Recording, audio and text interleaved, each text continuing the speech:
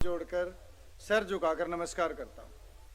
अच्छा, सबसे पहले तो मैं बता दूं कि मैं फौज से हूँ और जितना अनुशासन फौज में होता है उतना अनुशासन मैंने संत रामपाल महाराज के अनुयायियों में देखा है, वरना इतना अनुशासन मैंने कभी नहीं देखा। इतनी जनसंख्या में लोग बैठे और इतने शांत भाव से बैठे हैं।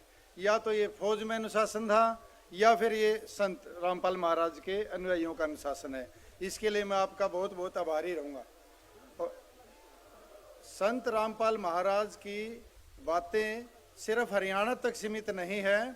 ये मैं अपने हरियाणा का लास्ट में जो राजस्थान के लगते हुए गांव से हूँ, बालसमुंद गांव से, उससे भी आगे राजस्थान के गांव में भी बाढ़ आई हुई थी। जो राजकनाल निकली उनमें से पानी गया था, वहाँ भी संत रामपाल महाराज की सेवाएं गई हैं। तो ये नेशनल इंटरनेशनल तक की सेवाएं प्रदान करते हैं संत रामपाल महाराज। इनका बहुत बहुत आभार व्यक्त करते हैं हमारे हरियाणा और भारत की जनता। मैं मेरी तरफ से आभार व्यक्त करता हूं। और रही बात, जैसे मैं जब जेल में था, मेरे ऊपर बहुत सारे मुकदमे थे, बहुत सारे 30-35 मुकदमे थे और बहुत हैवी मुकदमे थे सारे, कोई छोटे मोटे नहीं थे।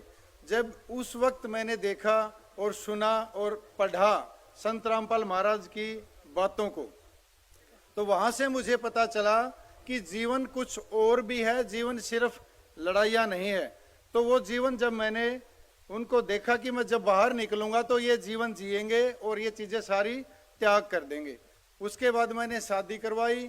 उसका असर इतने लोगों पे गया कि मैंने एक तो ये सारी चीजें छोड़ी, मैंने बहुत से लोगों को पढ़ाया, बहुत ही सामाजिक कार्य भी किए जो अखबारों में बहुत आए हैं। मैंने 200-250 लड़कियों की बिना अखबारों में दिए, बिना वीडियो बनाए शादी की। हर लड़की के कन्यादान 1 लाख से 2 लाख मेरा कन्यादान जाता था।